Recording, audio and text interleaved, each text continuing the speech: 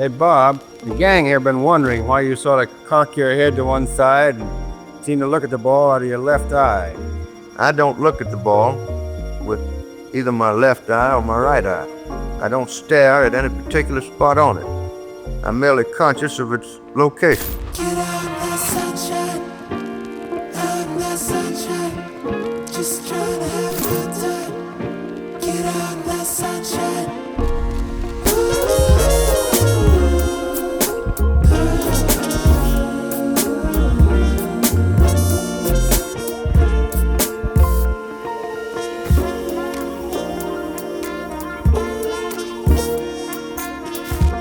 Sit down over here and let's go over this thing a minute. Lucian told you a moment ago to adjust the ball more off your right foot.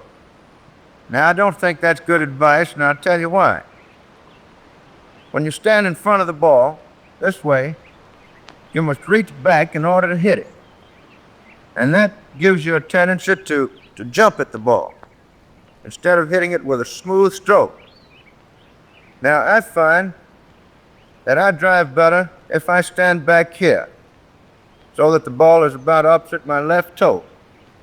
And that way, my weight is behind the shot, and I can hit through the ball.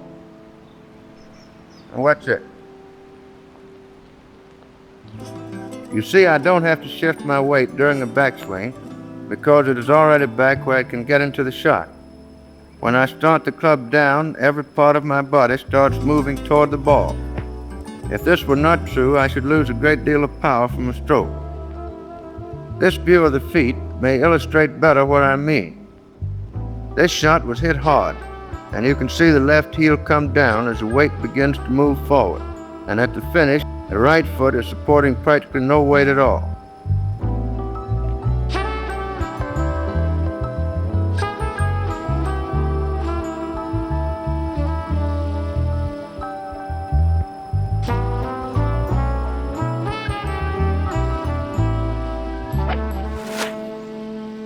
Now remember, in driving, you haven't the same problem that you have in playing a wood club from the fairway. Instead of elevation, here you want length. You want to strike the ball so that it will keep on going after it hits the ground.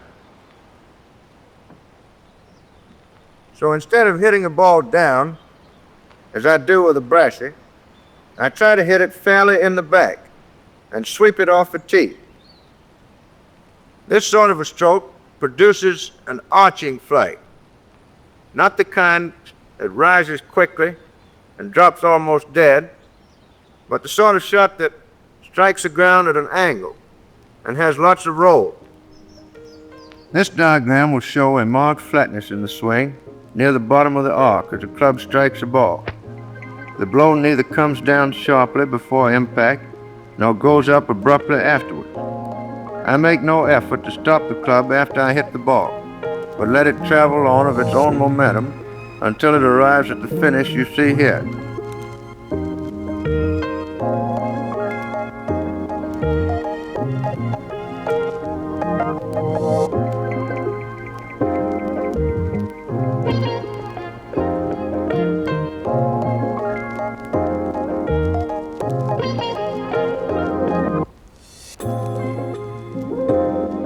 Now I want you to notice that the shaft of the club at the top of the swing is not parallel to the line of play. The head end of the club is directed considerably to the right of the objective, and in starting down, it drops back so that it can never get outside the line of flight.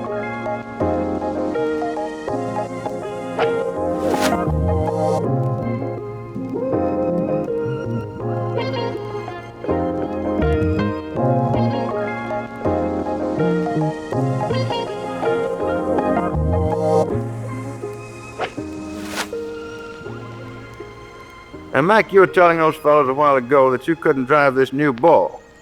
I'm afraid that's more an excuse than it is a reason. If you'll just go on and play the ball, and forget that it's any different from the one you've been using, you'll do just as well with it, if not better. Of course, I shouldn't blame anything on the ball. But Bob, what about driving it into the wind? Well, the thing to be careful of in a wind is to see that you don't let it rattle you and bait you into pressing. When you're driving against a stiff breeze, you should take things even a bit more easily than usual. Don't try to overcome the wind. Just accept your loss of distance and hit the ball comfortably down the fairway. When trying to keep a drive low into a headwind, the inclination is to knock it down. But I find that it is far better to hit the ball still in the back. The downward blow imparts backspin, and the spin makes the ball rise, while the sweeping blow gives the ball the arching flight we have talked about and keeps it down. And since it is control that is wanted most, I do not hit quite so hard as I would under normal conditions.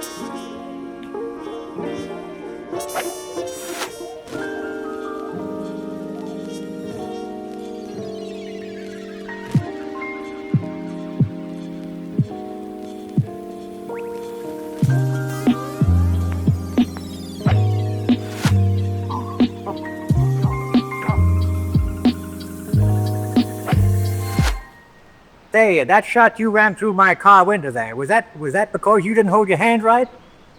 Well, indirectly. Uh-huh. What caused that was using my right hand too much. Ah. But here, I didn't hold on to the club tight enough with my left hand. Uh-huh. I should pull the club through this way, you see. Oh, yeah. Watch this a moment. Uh-huh. Here the left arm pulls the club right through the ball. You can see that the right hand is kept out of the stroke until it is time to put in the big punch. Even then, I find it best to think only of using the left. If I try to whip the club through with the right hand, I always get a hook like the one you saw a moment ago. Now, here's the thing about the hands that's very important.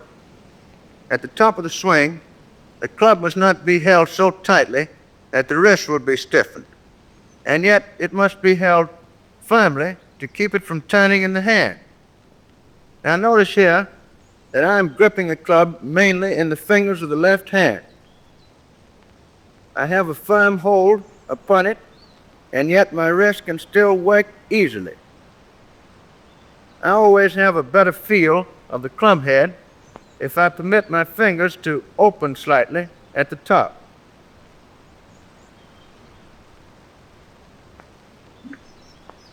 You can see here the elevation of my hands at the top of a full swing. This is a source of great power and is made possible again by a straight left arm. It is almost as though the left arm were pushing the club away from the body to give the swing a broad sweep.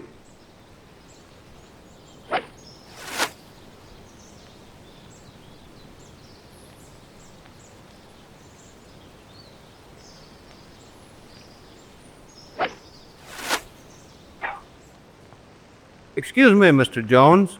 I noticed lately when I play my shots, to my hips I'm always stiff and tight, and yet you seem to turn so freely on your hips. I wonder if that could be what the trouble with my playing. It might very well be. I think a free hip turn is very important. But you know, your feet can get in such positions that you can't have any freedom in your hips. For instance, if I were to turn my left foot out more toward the hole, like that, I would find that my left leg was in such position that my hips could not turn freely going back. See? And if I were to turn the left foot in that way, I would find that it would obstruct the hip turn going through. Now, I think a compromise between those two positions is best, with both feet turned slightly outward. Now, when I stand that way, I find that my hips can turn freely both ways.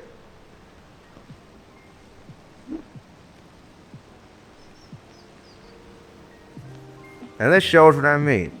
First, watch the action of the left knee and foot during the backswing. Then look at the position of the left foot, which makes this possible.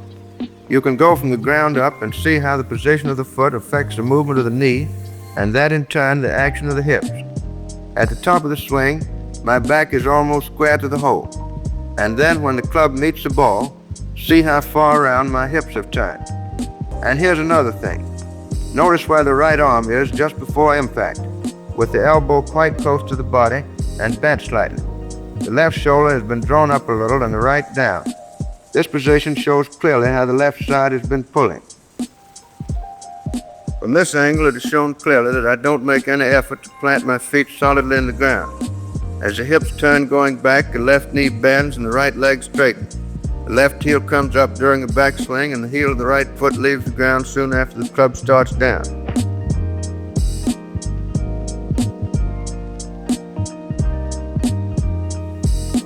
Now, if you look over to the left side of the picture, you will see the clubhouse in the distance. The next picture you will see was taken from the balcony of this clubhouse overlooking the green. Watch closely and you'll be able to follow the ball. The distance is 243 yards.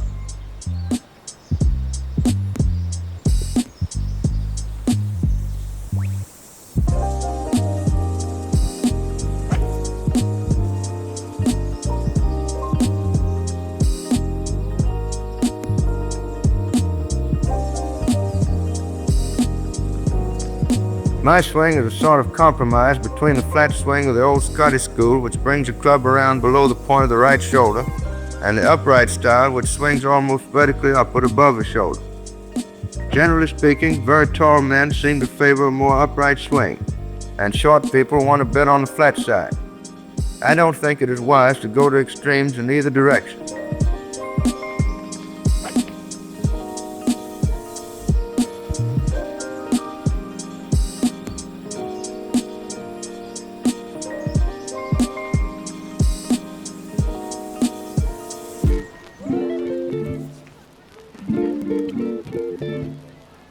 Now just watch this move.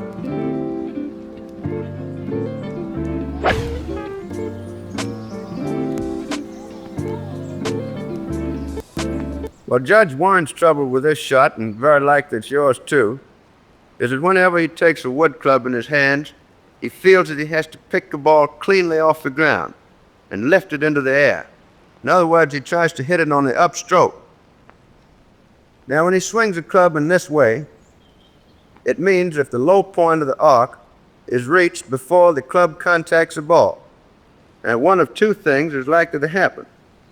Either the club will strike the ground and knock the ball nowhere, or if it misses the ground, it will be coming up so abruptly that it will strike the ball above center and top it. Now, I want you to watch how I hit the ball downward. There's no need to worry about getting elevation. The loft of the club and the speed of the ball will make it ride.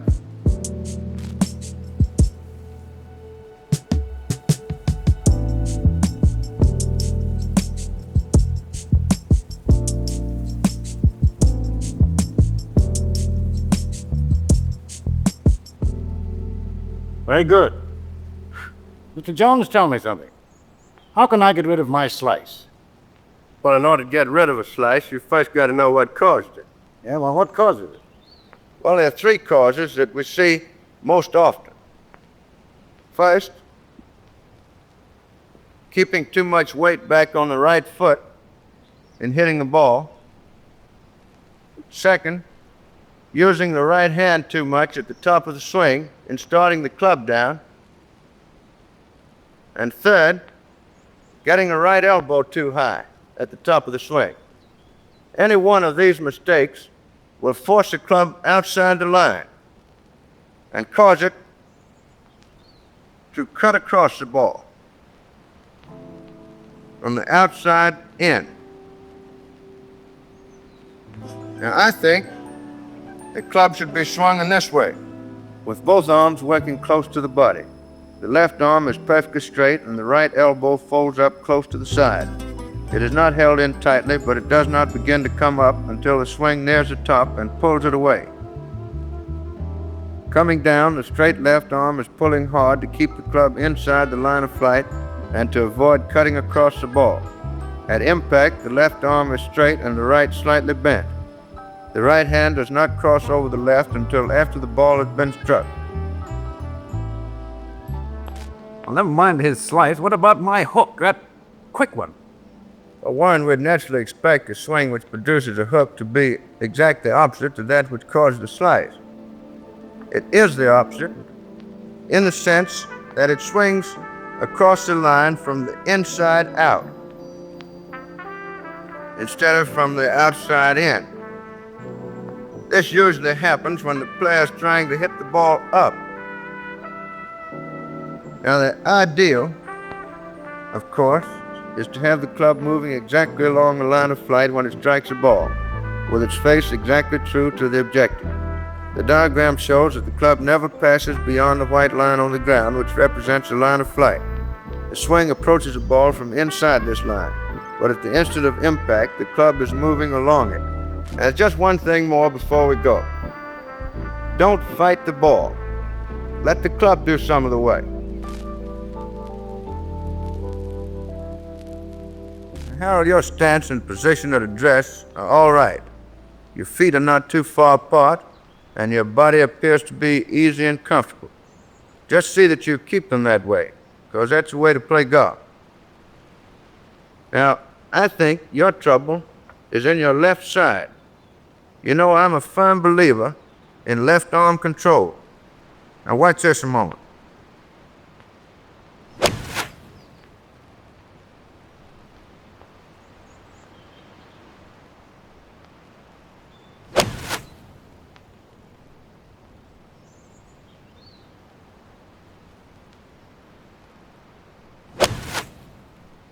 Now, I don't think you need to worry about this right hand, except to keep it out of the stroke.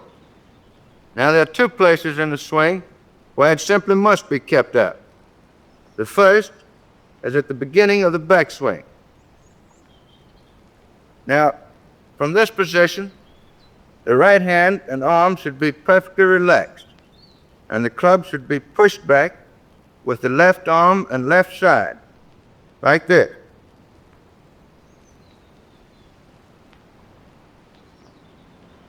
The right arm is simply following in the way.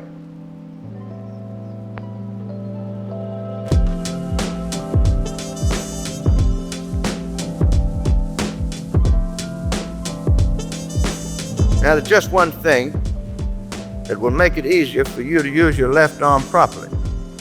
When you address the ball, your arms are far out, and your left elbow is bent too much. I'd like to see you drop your hands down and bring them closer into your body so that your left arm will hang practically straight.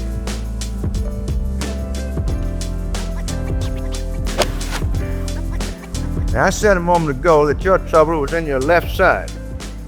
More specifically, it's this. You're not turning your left hip out of the way fast enough. Your hip gets so far, and then it locks, and prevents your going through with a shot. It makes you hit the ball up when you know that it ought to be hit down. Now watch the left heel return to the ground just after the club starts down. The weight flows forward and downward as the club approaches the ball. And here you see what I mean when I say that the left hip turns out of the way. Notice that long before the club strikes the ball, the hip is turned far past the position it occupied at address. It is actually turning ahead of the stroke, so that it offers no resistance to a free passage of the arm. Look at the left heel again, and observe that the weight settles on the left leg at the finish.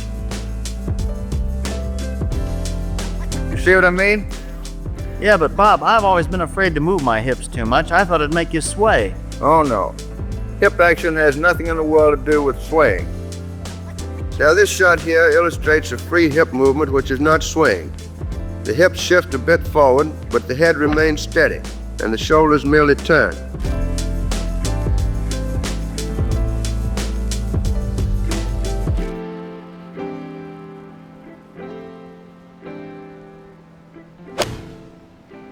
Oh, that's a good one. Let's do it again. All right. Hello, Mr. Jones. Hello, boy. You boys play golf? Well, we try to. That's fine. You'll find that golf is a game you can play and enjoy all your life. And as young as you all are now, you should learn to play very well. What's the best way to start, Mr. Jones? Well, I don't know a better way than to get a mashie like this or mid-iron and a putter and start knocking the ball around until you get the feel of the club. There's nothing in the world that can take the place of good form. Will you show us how you do it? Well, the best thing I can do is to give you a few fundamentals of the swing. Of course, you'll have to work out the details for yourself.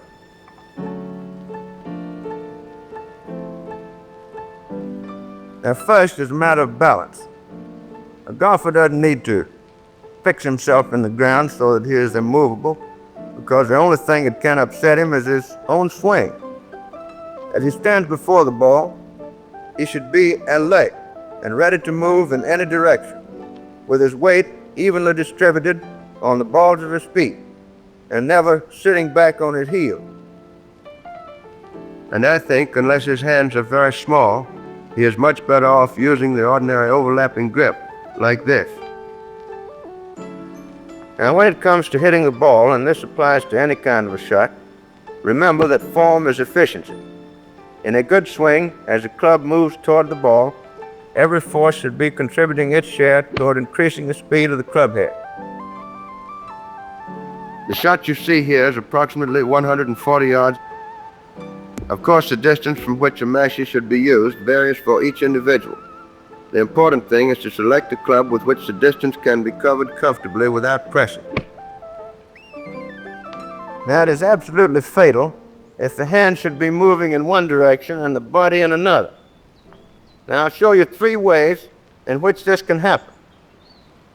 First, if there's too much weight on the left foot at the beginning of the swing. Second, if the weight should be shifted to the left foot during the backswing. And third, if the ball should be played so far back that it is necessary to shift back in order to hit it. Now, playing a ball as I do, well forward, there's no need for any shifting of the weight during the backswing. The body action is then merely a simple turn, and the weight remains about the same on each leg. But from the top of the swing down, the weight should flow evenly forward, so that at the finish, most of it is resting on the left leg.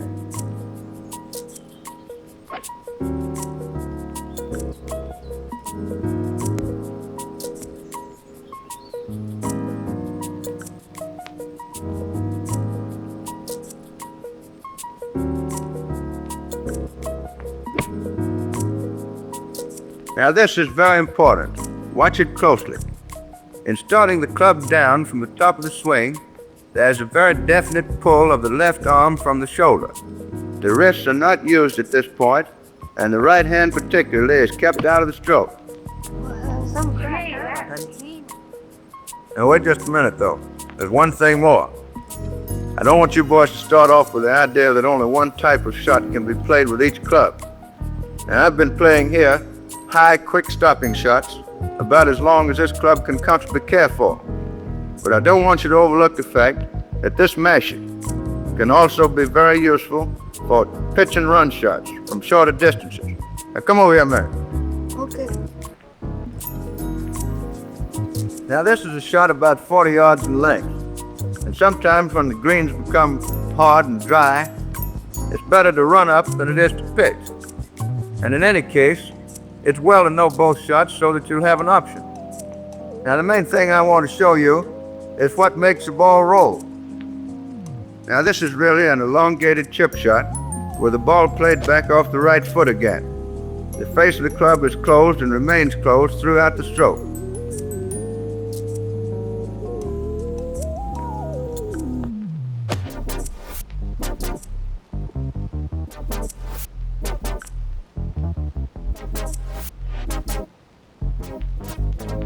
Now this shot is primarily one of safety, because it is almost certain to get the ball up somewhere near the hole. The idea is to strike the ball fairly in the back.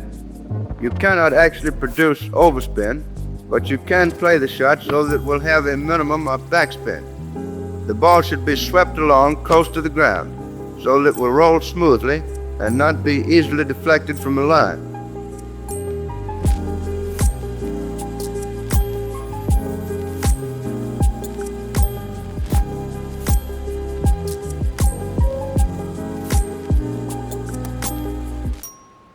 And the right kind of practice is just as interesting as playing.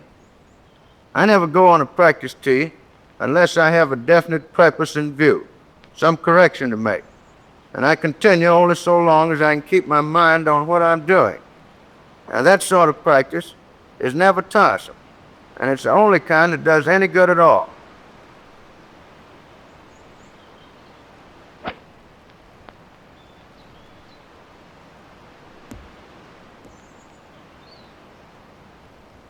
Sometimes, on a very short shot, when it is necessary to stop the ball very quickly, I lay the face of the club off a bit and cut across the ball slightly.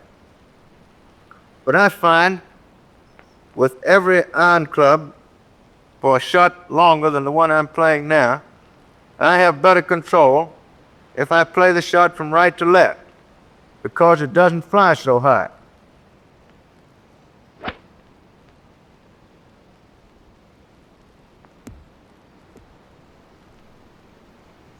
Oh, Bob, you said just now that when you go out to practice, you always have a definite purpose in mind.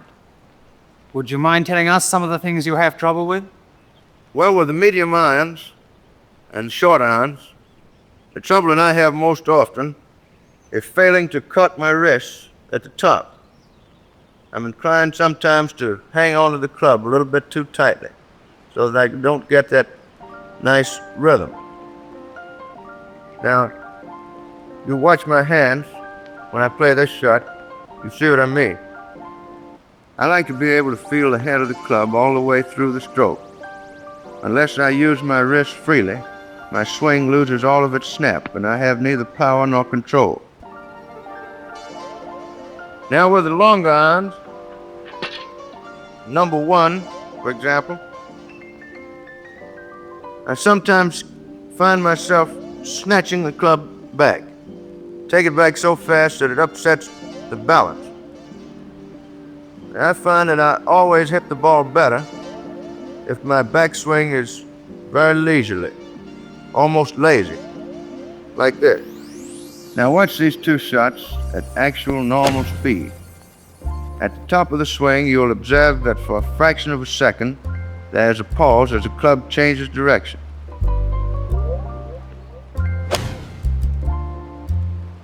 The same swing in slow motion shows how a slow backswing lessens the danger of starting downward too quickly. It is very necessary for the player to be perfectly balanced when he starts hitting.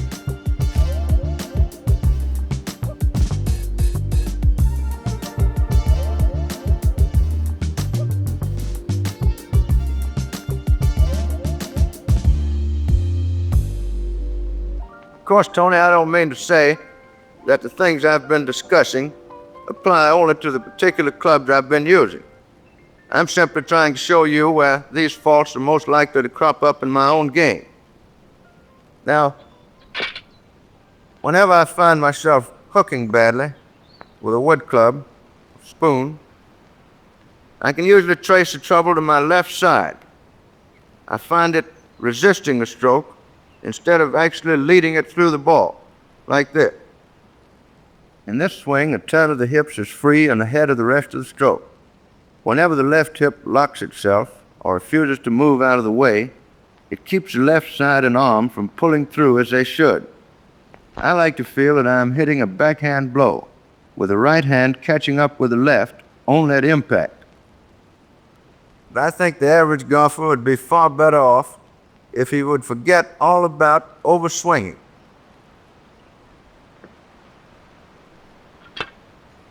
Now watch the length of my swing with the driver. The trouble with most of them is that they don't take the club back far enough. Now I like the backswing to be long enough so that I have plenty of time to get speed on the club head before it meets the ball, without giving me any tendency to jump at it. When I go out for length, I swing the club back well beyond the horizontal. I like to let the backswing go just as far as it can go comfortably. The full turn of the hips and the elevation of the hands give me full command of all the power I possess, and I have plenty of time to reach full speed by the time I hit the ball. If my backswing was shorter, I should find it more of an effort to strike with the same force. Hey, Bob, the gang here been wondering why you sort of cock your head to one side and seem to look at the ball out of your left eye. Is there any particular reason for that? Well, I guess the thing that I've done naturally all my life. I don't look at the ball with either my left eye or my right eye. I don't stare at any particular spot on it. I'm merely conscious of its location. I think that the position of my head is more important than any consideration of the left eye. Because if you'll notice my swing, when I hit the ball, my head is back this way. I simply find it easier to swing the club with my head in that position.